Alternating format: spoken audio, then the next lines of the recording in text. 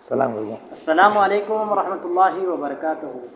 شیخ صاحب، ہمارے پاس میں ایک سوال آیا ہے اور ناظرین یہ جاننا چاہ رہے ہیں کہ صدقہ کسے کہتے ہیں۔ سوال یہی ہے کہ صدقہ کسے کہتے ہیں، یہ سوال تھا، تو اس تعلق سے تھوڑی رہنمائی درکار کریں قرآن اور حدیث کی روشنی میں۔ السلام علیکم ورحمۃ اللہ وبرکاتہ۔ بسم اللہ والحمد للہ والصلاة والسلام علی رسول اللہ وعلی آلہ واصحابہ ومن والاه اما بعد۔ قال اللہ تبارک و تعالی فی القرآن المجید اعوذ باللہ السمیع العلیم من الشیطان الرجیم وما انفقتم من شیء فهو یخلفہ وهو خیر الرازقین۔ وعن ابی ہریرہ رضی اللہ عنہ عن رسول اللہ صلی اللہ علیہ وسلم قال ما نقصت صدقۃ من مال۔ تو آپ کا جو سوال ہے کہ صدقہ کسے کہتے ہیں، میں نے ایک آیت پڑھی ہے اور ایک حدیث پڑھی ہے۔ تو صدقہ، اس کا عام مفہوم یہ ہے کہ اللہ کی راہ میں ہم اپنی طرف سے مال خرچ کریں۔ اگر یہ واجبی ہے تو اسے زکوٰۃ کہتے ہیں، اگر واجب ہے تو یہ زکوٰۃ ہے، اسی کا نام زکوٰۃ ہے۔ اور اگر یہ واجب نہیں ہے بلکہ جو نفلی طور پر ہم دے رہے ہیں، جہاں مطالبہ کیا گیا ہے، تو یہ صدقہ اس کو کہا جاتا ہے۔ صدقے کا اطلاق زکوٰۃ پر بھی ہوا ہے، خذ من اموالہم صدقۃ تطہرھم وتزکیہم بہا۔ اس آیت کریمہ میں صدقہ زکوٰۃ کے معنی میں ہے، یعنی ان سے صدقہ لو مطلب زکوٰۃ لو، واجب۔ تو قرآن میں صدقے کا اطلاق زکوٰۃ پہ بھی ہوا ہے، لیکن صدقے سے عام طور پر جو مراد لیا جاتا ہے وہ نفلی صدقے کے اوپر اس کا اطلاق کیا جاتا ہے۔ اور نفلی صدقہ جیسے کہ ایک حدیث اللہ کے رسول صلی اللہ علیہ وسلم کی ابھی جو میں نے آپ کے سامنے پیش کی، ابو ہریرہ رضی اللہ تعالیٰ عنہ حدیث کے راوی ہیں، اللہ کے رسول صلی اللہ علیہ وسلم نے فرمایا، مسلم کی روایت ہے، مسلم کی حدیث نمبر 2588، ما نقصت صدقۃ من مال، صدقہ کرنے سے مال کم نہیں ہوتا، صدقہ کرنے سے مال کم نہیں ہوتا بلکہ مال میں مزید اضافہ ہوتا ہے۔ تو جتنا ہم صدقہ کرتے ہیں اتنا ہی مال میں اضافہ ہوتا ہے۔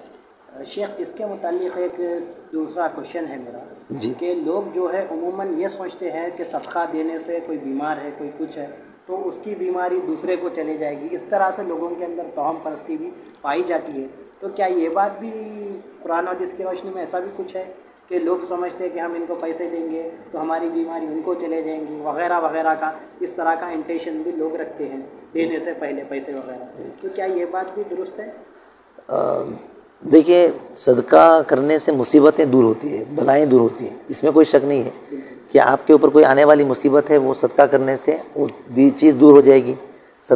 اور صدقہ و خیرات کرنے سے جو ہے آپ کو اللہ کی طرف سے اس کے جو فوائد ہیں وہ حاصل ہوں گے۔ لیکن جو مصیبت ہے، جس مصیبت میں ہم یا آپ مبتلا ہے، صدقہ کرنے کی وجہ سے جس کو صدقہ دیا جا رہا ہے اس کو چلی جائے گی، ایسا کچھ نہیں ہے۔ یہ ایک لوگوں کے اندر جو ہے غلط نظریہ ہے، ایک توہم پرستی اس کو کہیں گے، غلط سوچ ہے۔ اور اسی ڈر سے کئی لوگ جو ہے صدقہ نہیں لیتے کہ نہیں ہم صدقہ لیں گے تو اس کی مصیبت ہم پر آ جائے، ایسا کچھ نہیں ہے۔ صدقے کے جو مستحق ہیں، اگر واقعی میں وہ مستحق ہے، اپنے آپ کو مستحق سمجھتا ہے، تو وہ صدقہ لے سکتا ہے، اور صدقہ اگر کوئی اس کی مدد کر رہا ہے تو کوئی مسئلہ نہیں ہے، لے سکتا ہے۔ اس طرح کا جو سوچا جانا، اور عام طور پر اکثر مردوں کی بنسبت خواتین میں یہ چیز زیادہ ہے۔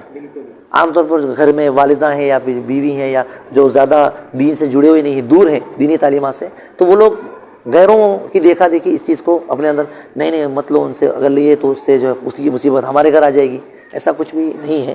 صدقہ کرنے سے مصیبتیں دور ہوتی ہیں۔ ایک روایت جو ہے میں آپ کے سامنے رکھتا ہوں صدقے کے فوائد کے سلسلے میں، انہی میں سے ایک فائدہ یہ ہے کہ ابھی تو میں نے آپ کے سامنے جو بتایا کہ اس سے برکت، مال میں برکت ہوتا ہے، اضافہ ہوتا ہے، تو ما نقصت صدقۃ من مال۔ اور دوسرا صدقہ کرنے کا جو ہے ایک فائدہ یہ ہے، صدقے کے فوائد میں سے ایک یہ فائدہ ہے کہ اللہ تبارک تعالیٰ کے عرش کے سائے کے نیچے جگہ ملے گی صدقہ کرنے سے۔ صدقہ کرنے سے اللہ کے عرش کے سائے کے نیچے جگہ ملے گی۔ وہ 7 خوش نصیب افراد جو ہم مشہور حدیث ہے ہم سنتے رہتے ہیں، اور وہ پوری روایت میں آپ کے سامنے نہیں رکھوں گا، لیکن اس میں سے ایک شخص رجل تصدق بصدقۃ فاخفاها، ایک وہ شخص جس نے صدقہ کیا اور چھپایا، یہاں تک کہ اس کے دائیں ہاتھ کو بھی، یعنی بائیں ہاتھ کو معلوم نہیں ہوا کہ دائیں ہاتھ نے کیا خرچ کیا۔ یعنی یہ تاکید ہے، یہ مطلب بہت زیادہ انتہائی زیادہ اس نے ریاکاری سے بچنے کے لیے لوگوں کو چھپاتے ہوئے تاکہ صرف اور صرف اللہ کے لیے ہو، تو ایسا خوش نصیب شخص جو ہے اللہ کے عرش کے سائے کے نیچے جگہ پائے گا. وَرَجُلٌ تَصَدَّقَ بِصَدَقَةٍ فَأَخْفَاهَا حَتَّى لَا تَعْلَمَ شِمَالُهُ مَا تُنْفِقُ يَمِينُهُ. یہ بھی ابو ہریرہ رضی اللہ تعالیٰ عنہ حدیث کے راوی، بخاری میں بھی ہے مسلم میں بھی ہے. بخاری میں آپ کو نمبر بتا دیتا ہوں 1423 اور مسلم کا جو نمبر ہے 1031. تو یہ مشہور روایت ہے، ہم کو معلوم ہی ہے. اچھا، صدقہ نہ کرنے کا نقصان کیا ہے؟ مطلب اب صدقہ تو کیا ہے، ہمیں روز کرنا چاہیے اپنی استطاعت کے اعتبار سے، ہمیں روز صبح شام صدقہ کرنا چاہیے. لیکن اگر کوئی صدقہ نہیں کرتا، یعنی ہے اس کے پاس، اس کے باوجود بھی وہ روکتا ہے، چھپاتا ہے، اس کے لیے جو ہے اللہ کے رسول صلی اللہ علیہ وسلم نے بیان فرمایا کہ ابو ہریرہ رضی اللہ تعالیٰ عنہ حدیث کے راوی ہیں، اور یہ جو روایت ہے یہ بخاری میں ہے 1442 اور مسلم میں ہے 1010 1010 نمبر کی حدیث ہے. اللہ کے رسول صلی اللہ علیہ وسلم ما من یوم یصبح العباد فیہ الا ملکان ینزلان فیقول احدہما. ہر دن صبح کے وقت جب بندے صبح کرتے ہیں تو اس میں ہر روز ایسا ہوتا ہے کہ فرشتے صبح کے وقت میں 2 فرشتے نازل ہوتے ہیں. 2 فرشتے نازل ہوتے ہیں اور ان دونوں میں سے ایک یہ کہتا ہے اللہم آتی منفقا خلفا، یا اللہ خرچ کرنے والے کو اور تو اس کا بدلہ عطا فرما اور دے.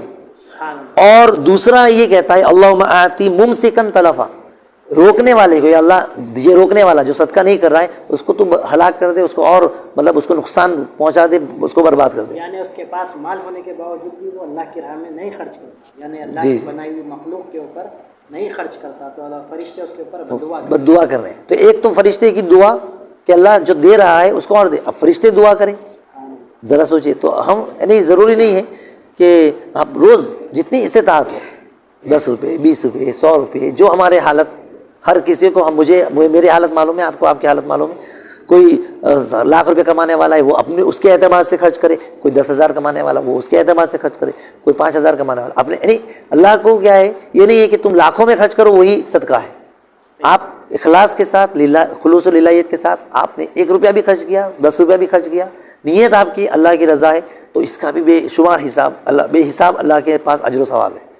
اور اگر آپ نے ریاکاری دکھلاوے کے لیے اگر کوئی خرچ کرتا ہے تو اس کا لاکھوں کی تعداد میں بھی اگر ہے تو اس کا کوئی فائدہ نہیں ہے. خاص طور پر حدیث میں جو ہے لا تبطلوا صدقاتکم، قرآن کی آیت کریمہ لا تبطلوا صدقاتکم بالمن والاذى، صدقہ کر کے جتلا دینا، بتلا دینا، یہ صدقے کو باطل کر دیتا ہے. قرآن کہتا ہے کہ اپنے صدقات کو احسان جتلا کر کے باطل نہ کرو. لا تبطلوا صدقاتکم بالمن والاذى، احسان جتا کر اور ایذا اور تکلیف پہنچا کر، میں نے تجھے یہ کیا تھا، میں نے تجھے یہ دیا تھا. عام طور پر ایسا ہوتا ہے کہ دوستوں میں ہوتا ہے، رشتہ داروں میں بھی ہوتا ہے، ایک سسر داماد میں ہوتا ہے، یا پھر اس طریقے سے جو بھی ہمارے بڑے ہیں اگر وہ کچھ احسان کیے ہیں ایک وقت میں اور بعد میں جب موقع آتا ہے ہاتھ صاف کر دیتے ہیں پورے طور پر. ارے میں نے تجھے یہ دیا تھا، میں نے تجھے وہ دیا تھا، میں نے تجھے تیرے ساتھ یہ کیا وہ کیا. تو یہ پورا کرے کرائی کے اوپر پانی پھیر دیا. یعنی اعمال کو برباد کرنے والوں میں سے ایک یہ بھی ہے کہ صدقہ کر کے احسان جتا دینا. دیکھا ناظرین، شیخ نے بہت بہترین اور عمدہ انداز میں جواب دیا. تو انشاءاللہ ہمارے چینل کو سبسکرائب کریں اور اس ویڈیو کو زیادہ سے زیادہ شیئر کریں. السلام علیکم ورحمۃ اللہ.